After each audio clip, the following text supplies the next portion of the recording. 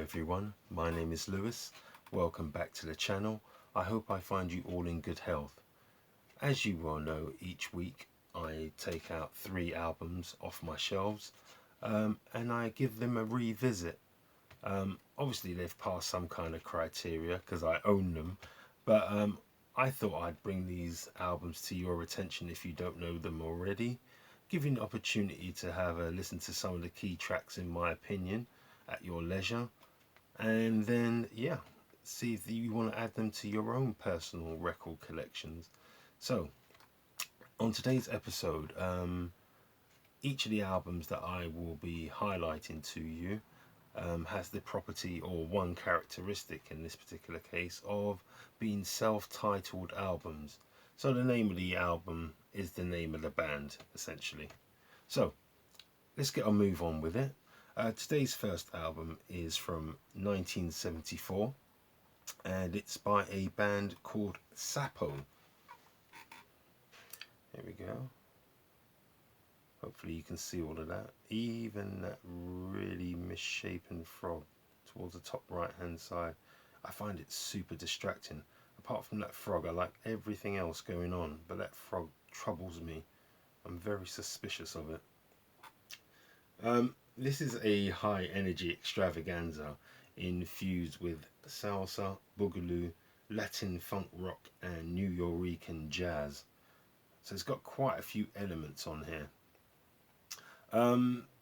That's probably why it makes this album, as much as I do enjoy the real outstanding tracks, which I will talk about in a second, it's a janky album, and I would say if you are to purchase it, please do understand there are truly only 2 tunes of merit on this album, but those tunes I adore them, so hence why I have it. This is an album full of life and simple joy, but it's done with such an effect that it's almost infectious. You play along with it. It's a really nice ride, this particular one. The tracks that I would highlight from this particular album are Sapo's Montuno and Rimto del Corazon. Those are the 2 tracks that I would take off this particular album. There are another 2 or 3 which you might enjoy. I found I just couldn't get on with them. Not consistently. Like I might like it on the first pass through. Then I just couldn't listen to it again afterwards. It's like, I got the point of it. It's real kind of its time music. So it just didn't work for me. But the 2 tracks that I have highlighted, if you are interested in the Latin jazz New Yorican sound, certainly for a playlist, I've put both tunes on there without hesitation. They're really strong tracks. Notables on this album are Joe Ellis and Bill Atwood, who share the trumpet and flugelhorn duties. We have Wayne Wallace on trombone. We have Richard Dean on vocals. He done a really good job. He displayed a lot of energy on this album. So well done, Mr. Dean.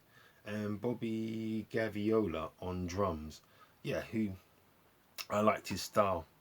It wasn't nothing complicated. I just think, again, like Richard Dean, he just brought a lot of energy to it. So listen to those tracks, see what you think, and even let me know if you like the entire thing or you agree with me that it's janky. It's not a complete album, but there you go. The second album today is from 1975, and it's by a band called Solis, Lacus, and Solis Lacus is the title of the album as well. So here we go. Wow, a lot of glare off that, so I'll try and remove that. Okay. Truly a cover of its time. I don't think there's any doubt about that. I really love this album. It's, again, I say this quite often, but the good thing about doing these YouTube videos is that it gives me an opportunity to revisit albums that I'd kind of forgotten that I owned, and what they actually sounded like in their entirety. So it was very nice to hear this album again. Um, this is an extremely capable fusion outfit who hail from Belgium. Um, should we be surprised? They come from Belgium and not somewhere else. No, no, no. Why should we? Um, it's a broad landscape jazz, and yeah, if you just think in terms of national boundaries, you're going to do yourself a disservice. There's loads of interpretations, and why shouldn't it be that way? Um, this album features some exhilarating and clever compositions, primarily by Michel Her, who is the band's keyboard player, amongst other things. He's a super talent. Really enjoyed his not only his playing of the keyboards, but yeah, really interesting compositions, which I thoroughly enjoyed. Um, Another thing I noticed when I was listening to this album was it had this kind of like parlor trick of when you think that you've got your head around a particular track, that you think you know where it's going, where it's leading to. It's like wham! No, and it does something unexpected, um, which I found extremely enjoyable. Um, yeah, when you get to hear a certain amount of tunes, you think that you can piece your way through it and kind of understand where it's going. But yeah, a lot of the tracks on here had that neat trick of, you know, sub subverting your expectations. So yeah, it was a nice thing. It wasn't overused, but yeah, it was a nice touch in places. The tracks that I would recommend from this album would be Open Air. That's a fabulous track. Little Green Man, and lastly, Sea of Tranquility. That last track, Sea of Tranquility, I would say it's quite a long track, maybe about 8 minutes, something like that.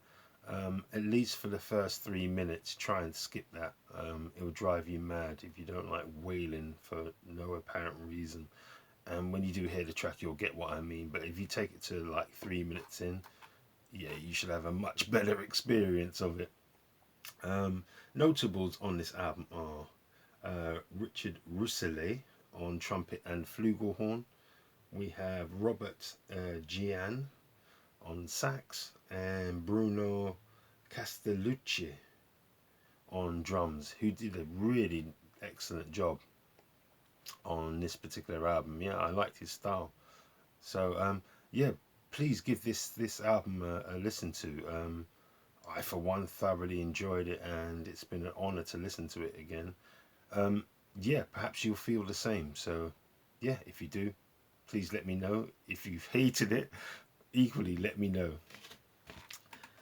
The third and final album for today is again a 1975 release, and it's by a band called Moravagine. And yeah, the album's called Moravagine. This is a folk kind of fusion album. Um, in parts it's hard to describe, but again, that's partially why I really like it. So here we go. Hopefully you can make out that cover. Yeah, really nice, simple graphics, that kind of Bauhaus styly, but the actual image itself, yeah, just kind of abstraction. Yeah, it's quite nice. Quite like that. Um, I liked this album once again. It's clever. It's clever in so many ways, and the more you listen to it, I think the greater appreciation you will have of it, if you're anything like me. There are a number of solid original compositions on show here by Pierre-Jean Guidon and Olivier Hutzman. Didn't do too badly on those names there. Usually I'm stumbling all across them, but there you go. Well done me. this is an album that has a number of beautiful, no, let's say gorgeous vistas of underlying beauty without failing to without falling into over sentimentality. Yeah, sometimes you can push it too far and get overly romanticize your music to the point where it just becomes a bit tedious, too saccharine. This doesn't do that. It stays on the right side as far as I'm concerned of being beautiful but not saccharine, kind of like over the top. The tracks that I would recommend from this album are uh, Ruhelon, no, Ruhelnol. Yeah, I got it second time. Ruhelnol, uh, Zambuco, and Funky 7. They're the three tracks that I would recommend off this particular album. Please do give it a listen on one of the streaming sites. You're in for a treat, as with all three albums today.